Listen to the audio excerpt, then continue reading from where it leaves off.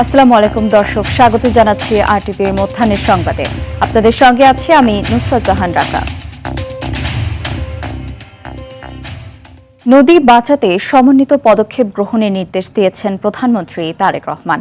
সকালে সচিবালয়ে প্রধানমন্ত্রীর সঙ্গে বুড়িগঙ্গা নদীর পানি ও পরিবেশ উন্নয়ন সংক্রান্ত সভা শেষে কথা জানান ঢাকা দক্ষিণ সিটি প্রশাসক। নদী না বাঁচলে মানুষ ও পরিবেশ ক্ষতির মুখে পড়বে উল্লেখ করে প্রশাসক জানান, নৌপথ মন্ত্রণালয় সহ নদী সংশ্লিষ্ট বিভিন্ন দপ্তরকে সমন্বিত প্রকল্পের আওতায় নদীর দূষণ ও দখল রোধে কাজ করবে সরকার। যেসব কারখানার মালিক নদীর দূষণের সঙ্গে জড়িত তাদের বিরুদ্ধে ব্যবস্থা নেওয়া হবে বলেও জানান আব্দুস সালাম।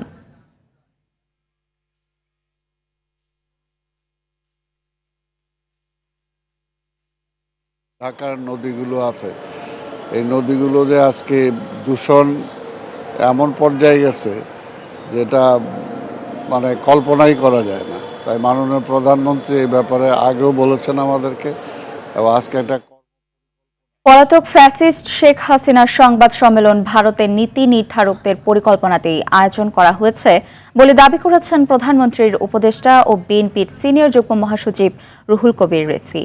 তিনি বলেন, হাসিনাকে কথা বলার সুযোগ দিয়ে ভারত জুলাই শহীদদের রক্ত ও দেশের সার্বভৌমত্বকে অপমান করেছে। সকালে ডক্টর অ্যাসোসিয়েশন অফ বাংলাদেশ ড্যাবের ৩১তম প্রতিষ্ঠা বার্ষিকী উপলক্ষে শহীদ প্রেসিডেন্ট জিয়াউর রহমান ও বেগম খালেদা জিয়ার সমাধিতে শ্রদ্ধা নিবেদন শেষে এসব কথা বলেন রিজভী।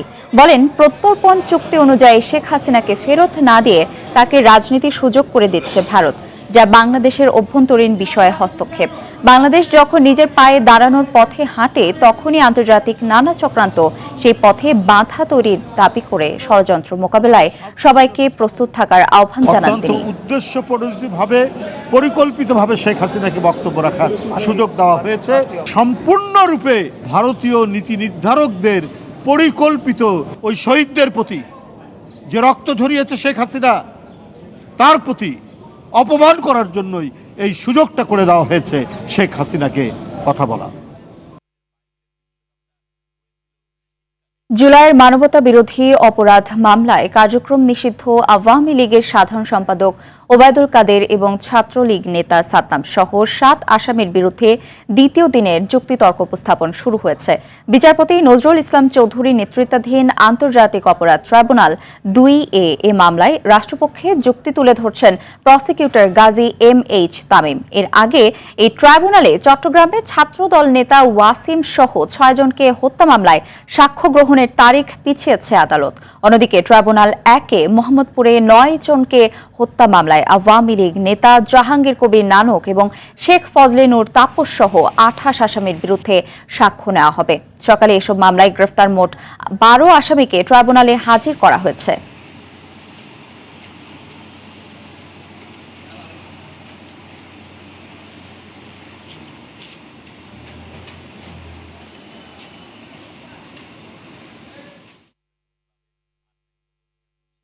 প্রায় ২ সপ্তাহের বেশি সময় ধরে রাজধানী সহ সারা দেশে তীব্র গ্যাস সংকট চলছে। এতে সবচেয়ে বেশি ভোগান্তিতে পড়েছেন সিএনজি চালিত যানবাহনের চালক, শিল্পোদ্যোক্তা এবং নগরবাসী। গ্যাসের পর্যাপ্ত চাপ না থাকায় অনেক সিএনজি স্টেশন সাময়িকভাবে বন্ধ রয়েছে।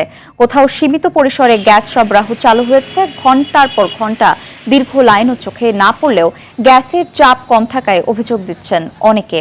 কক্সবাজারের মহেশখালীতে এক্সিলারেট এনার্জির বন্ধ টার্মিনাল অবশেষে আংশিক চালু হয়েছে। বুধবার রাতে টার্মিনাল থেকে জাতীয় গ্রিডে ২৫০ মিলিয়ন ঘনফুট এলএনজি সরবরাহ শুরু হয়েছে। তবে এখন পর্যন্ত টার্মিনালের জন্য শিডিউল অনুযায়ী কার্গো পাওয়া যায়নি। আজকেই তাড়াতাড়ি পাইছি এই পাম্পে গ্যাস, এর আগে মনে করেন এরকম গ্যাস পাইনি। আগে যে ছিল ওর থেকে আজকে অনেকটা কম আর কি ভিড়। লাইনে সর্বোচ্চ আমি আধা ঘন্টা লাগলো আমার ভিতরে ঢুকতে। আমার গাড়িতে গ্যাস ঢুকার কথা ৩০০-৩৫০ টাকার, এই জায়গায় গ্যাস ঢুকছে ১৯৬ টাকায়, কিন্তু গ্যাসে প্রেশার নাই। পুরাপুরি চাপ ঠিক হয় নাই, এই ক্লিয়ার হয় নাই এবং সীমিতভাবে আছে এখন বর্তমানে। এটা সরকারের উচিত যত দ্রুত পারে এটা সমাধান করার জন্য, যাতে আমরা স্বস্তিতে থাকতে পারি। গ্যাস সংকটের বিষয়ে জানাতে গাজীপুরের কালিয়াকৈর থেকে সরাসরি যোগ দিচ্ছেন সহকর্মী কামাল হোসেন বিপ্লব। শিল্প কারখানা ও বাসা বাড়িতে গ্যাস সংকটের কারণে কি প্রভাব পড়ছে বিস্তারিত জানাবেন আমাদের।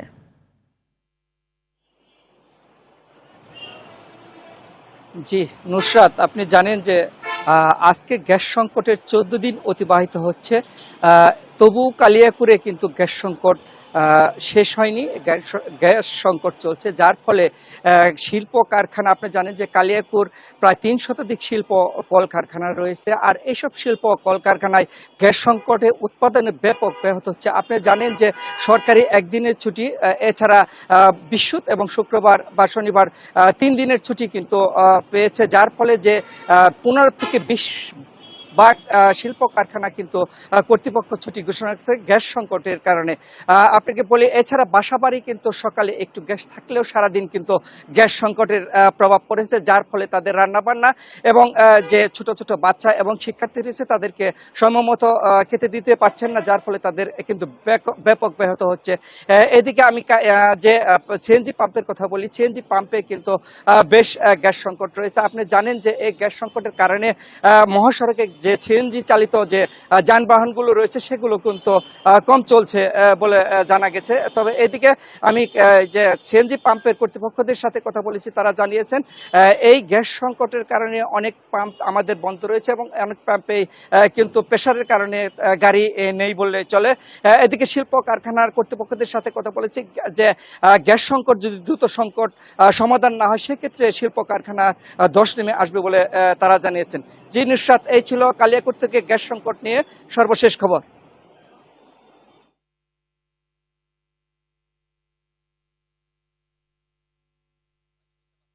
ধন্যবাদ। রাজধানীর মিরপুর এলাকা থেকে গ্যাসের সর্বশেষ পরিস্থিতি জানাচ্ছেন সহকর্মী ওয়ালিদ সিদ্দিকী। ওয়ালিদ, সিএনজি স্টেশনগুলোর মতো কি বাসা বাড়ির অবস্থাও একই রকম এবং কি বলছেন ভোক্তারা এই ব্যাপারে জানাবেন।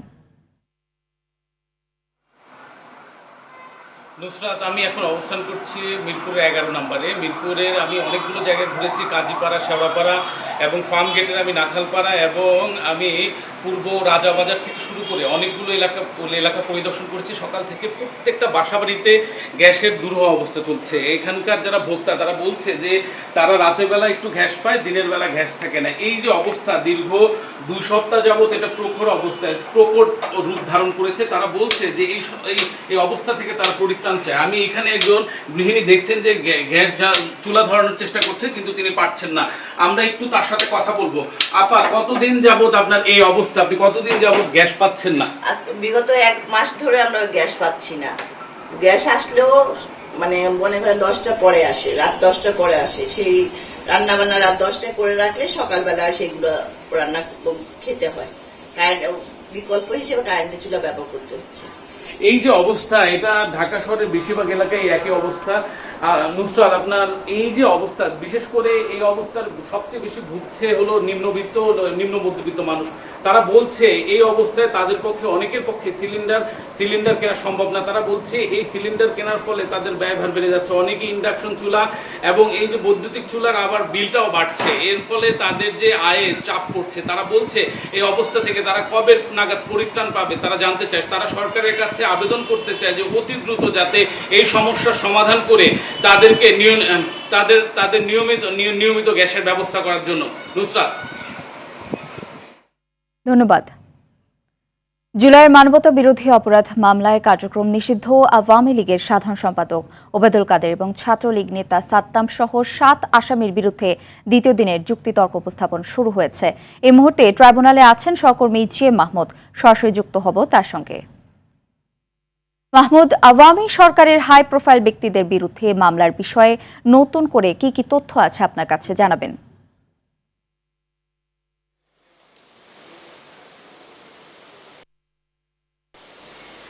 নুসরাত, আন্তর্জাতিক অপরাধ ট্রাইব্যুনালে আজ মোট 3টি মামলার দিন নির্ধারণ ছিল।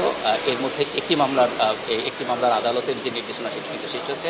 এখন ট্রাইব্যুনাল 2-এ জুলাইয়ের মানবতা বিরোধী অপরাধে ওবায়দুল কাদের, ছাত্রলীগ নেতা সাদ্দাম হোসেন, ইনান সহ 7 জনের বিরুদ্ধে প্রসিকিউশনের পক্ষ থেকে যুক্তিতর্ক উপস্থাপন করছে কাজী এম.এ. তামিম।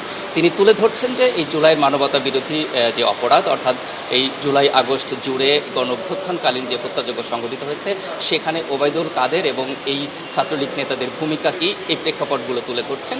আজ দ্বিতীয় দিনের মতো তুলে ধরছেন। আমরা যতটুকু তথ্য পেয়েছি যে আরও 2-1 দিন হয়তো রাষ্ট্রপক্ষ তাদের যে অভিযোগগুলো সেই অভিযোগগুলো তুলে ধরতে সময় নেবে। এরপর আসামি পক্ষ যদি তাদের যুক্তি তুলে ধরে এই অভিযোগের বিপক্ষে, এরপর কিন্তু আনুষ্ঠানিকভাবে সাক্ষ্য গ্রহণ সহ মামলার বিচার কাজ শুরু হবে এবং ওবায়দুল কাদেরের মামলাটি কিন্তু সবার কাছেই একটি গুরুত্ব বহন করছে। এই জন্যই কিন্তু এটি যথেষ্ট গুরুত্ব দিয়ে কিন্তু যুক্তিতর্ক উপস্থাপন চলছে এবং রাষ্ট্রপক্ষ তাদের যুক্তি তুলে ধরছে। আমরা প্রসিকিউশনের সাথে কথা বলছি, তারাও বলেছে যে যেহেতু এটি একটি বড় প্রেক্ষাপট, সেই প্রেক্ষাপটে আরও কয়েকদিন সময় হয়তো লাগবে। এছাড়া ট্রাইব্যুনাল এখনও শুরু হয়নি। এখানেও কিন্তু মোহাম্মদপুরে 9 জনকে হত্যা মামলার একটি বিচার কাজ রয়েছে। এখানে শেখ ফজলুর তাপস এবং জাহাঙ্গীর কবির নানক সহ এখানে কিন্তু বেশ কয়েকজন হেভিওয়েট আসামি রয়েছেন।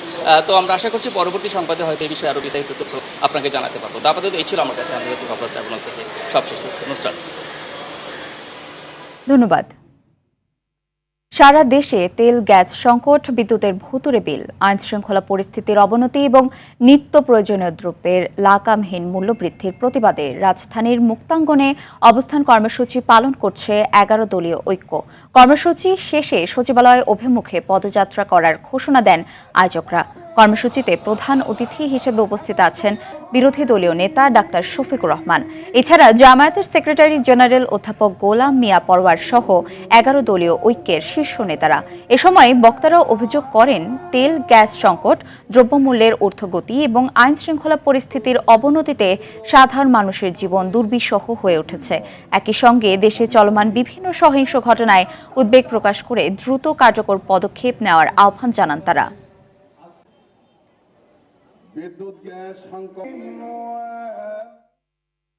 নগদহীন ও স্মার্ট বাংলাদেশ গঠনের লক্ষ্যে ঢাকা বিশ্ববিদ্যালয়ে বাংলা কিওয়ার্ডের প্রচার ও সচেতনতামূলক মতবিনিময় সভা অনুষ্ঠিত হয়েছে। সকালে ঢাকা বিশ্ববিদ্যালয়ের MBA ভবনের সম্মেলন কক্ষে আয়োজিত সভায় প্রধান অতিথি বাংলাদেশ ব্যাংকের গভর্নর মোস্তাকুর রহমান বলেন, আওয়ামী লীগ সরকার দেশের অর্থনীতিকে পঙ্গু করে দিয়ে গেছে। এ সময় বিশেষ অতিথি হিসেবে উপস্থিত ছিলেন ঢাকা বিশ্ববিদ্যালয়ের উপাচার্য অধ্যাপক ডক্টর ABM ওবায়দুল ইসলাম এবং ডাচ বাংলা ব্যাংকের ব্যবস্থাপনা পরিচালক ও CEO মোহাম্মদ ইশতেহাসামুল হক খান। গ্রাহকদের জন্য এই ব্যবস্থা যেমন দ্রুত স্পর্শকাতর, আমরা জানি নগদ অর্থের ব্যবহার অস্ট্রেলিয়ার বিপক্ষে টেস্ট সিরিজের আগে একমাত্র প্রস্তুতি ম্যাচে অস্ট্রেলিয়া একাদশের বিপক্ষে টস জিতে ব্যাট করছে বাংলাদেশ। শেষ খবর পাওয়া পর্যন্ত টাইগারদের সংগ্রহ 9 উইকেটে 222 রান। ডারউইনের শুরুটা ভালো হয়নি নাজমুল হোসেন শান্তর দলের। তানজিদ হাসান ফেরেন 0 রানে। এরপর সাদমান, মমিনুলরা দলের হাল ধরার চেষ্টা করলেও স্পিন ঘূর্ণিতে মিডল অর্ডারে ধস নামান করি রিচি চৌলে। একাই সাদমান, মমিনুল ও মুশফিকুর রহিমকে সাজ করে ফেরালে মাত্র 61 রানে 4 উইকেট হারিয়ে কোণঠাসা হয়ে পড়ে বাংলাদেশ। এরপর 37 রানে শান্ত ফিরলেও 50 তুলে নেয় মেহেদী হাসান মিরাজ।